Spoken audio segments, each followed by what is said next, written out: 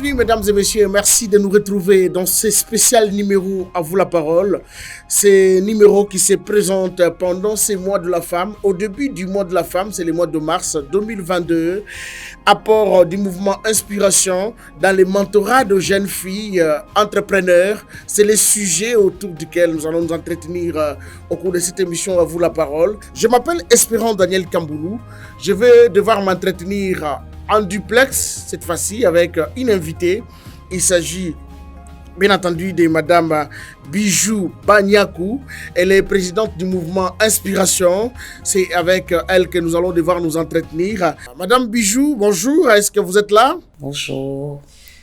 Madame Bijou Banyakou, vous êtes présidente du mouvement Inspiration. Je l'ai dit tout à l'heure. Vous êtes notre invitée dans Spécial à vous la parole aujourd'hui. Dites-nous, quel est l'objectif poursuivi par votre mouvement Inspiration en encadrant et en organisant toutes ces activités en faveur des jeunes filles? L'objectif est assez simple pour nous. Ça se résume dans outiller et équiper notre jeunesse. Donc, on voudrait que, à travers toutes les activités qu'on entreprend, qu'on organise, qu'on fait, que cette jeune fille-là soit équipée, qu'elle soit outillée pour qu'elle puisse être capable de faire face tout justement aux réalités par rapport aux orientations, au choix du métier, au choix de la carrière, tout ce qui a trait aux questions professionnelles qu'elle rencontrera demain. Merci beaucoup Madame Bijou. Dites-nous alors, qu'attendez-vous de filles de Kananga en ces mois de mars, l'ère dédiée? D'abord, premièrement, qu'elles sachent qu'elles ne sont pas oubliées, qu'on a à cœur.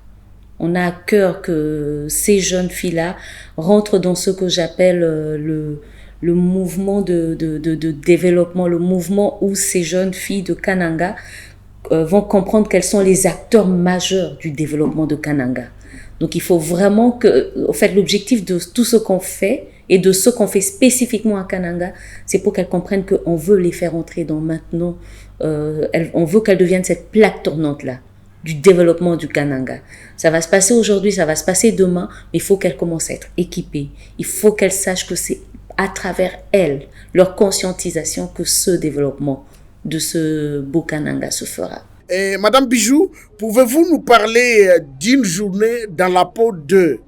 Qu'est-ce que vous apportez comme innovation en organisant cette journée? Une journée dans la peau de... Il faudrait d'abord savoir que jusqu'à date, depuis que je suis dans toute cette association, dans toutes ces associations pour les femmes, les jeunes filles, on n'a pas encore vu ce que j'appelle vraiment l'héritage, ce qu'on laisse comme héritage, ce qu'on lègue à cette jeunesse pour qu'elles assurent la relève. Donc, une journée dans la peau devient juste mettre cette jeune fille-là dans son métier. En fait, cette activité la met dans la peau de cette femme de demain, cette femme d'aujourd'hui, pour que demain, qu'elle se dise, ok, c'est ça peut-être que j'aimerais être.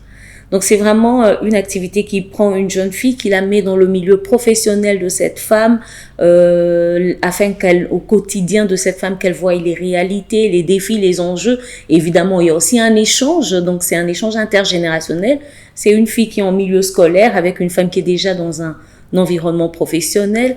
Donc, elle apprend, elle découvre, et ça lui permet tout justement aussi de savoir ce qu'elle veut vraiment être et quels sont les défis qui l'attendent en tant que femme. Vous organisez la conférence ce 5 mars pour sélectionner 2 candidates qui vont être à Kinshasa pour être mentorées.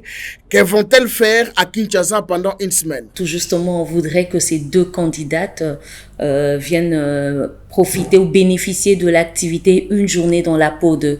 Donc, ce sera une journée dans la peau d'une femme dans le secteur public et une journée dans la peau d'une femme dans le secteur privé.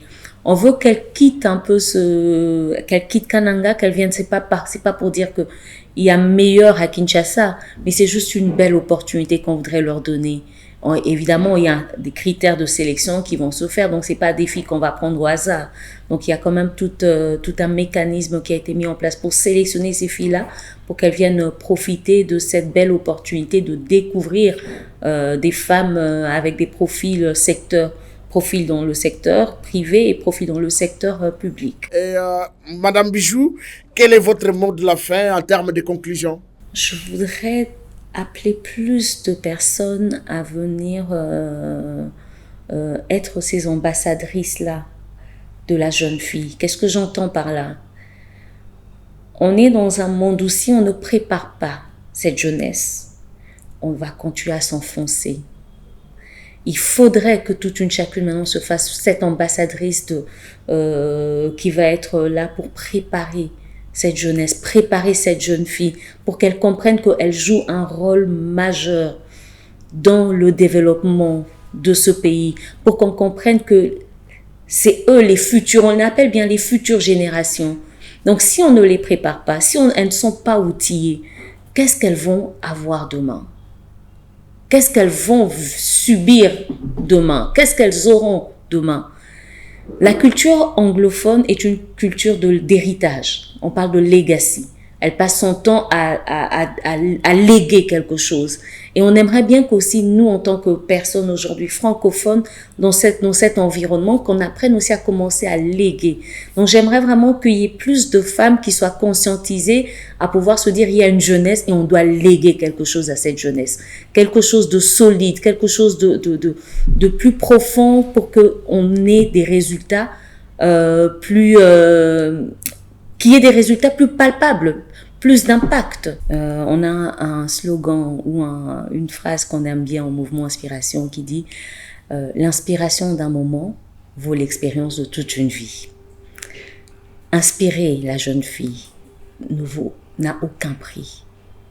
C'est juste du temps, c'est juste de l'engagement, du dévouement qu'on va mettre dans nos activités pour pouvoir aider cette jeune fille-là à être la femme qu'on veut qu'elle soit demain, une femme qui va agir dans le développement, une femme qui va être impliquée dans le développement, une femme qui va rayonner et faire surtout rayonner son potentiel. C'est ça notre travail. On inspire pour que le potentiel qu'il y a dans chacune de ces jeunes filles-là, que leur potentiel puisse rayonner. Parce qu'elles ont du potentiel. Mais il faudrait que cela rayonne. C'est pour ça que ça passe par l'inspiration. L'inspiration d'un moment vaut l'expérience de toute une vie. Une expérience pour aujourd'hui qui impactera demain. Mesdames et messieurs, nous sommes arrivés à la fin de ces magazines. Nous vous disons merci de l'avoir suivi. Mais en rappel, nous vous disons que nous nous sommes entretenus avec Madame Bijou Baniakou, elle est présidente du mouvement Inspiration. C'est un mouvement qui a ciblé pour cette année 2022 la ville de Kananga pour bénéficier de son appui en amenant à Kinshasa 2 jeunes filles qui vont s'imprégner de la vie professionnelle des dignitaires femmes selon leur domaine de prédilection, mais également les mouvements qui disponibilisent, grâce à son partenariat avec Synergie Consulting, une bourse d'études en faveur d'une meilleure fille qui a choisi l'architecture comme option à faire à l'université. Merci beaucoup à Mosaïco qui a permis la réalisation de ces numéros. Nous allons nous retrouver dans les prochains numéros. Une production signée Mosaïco.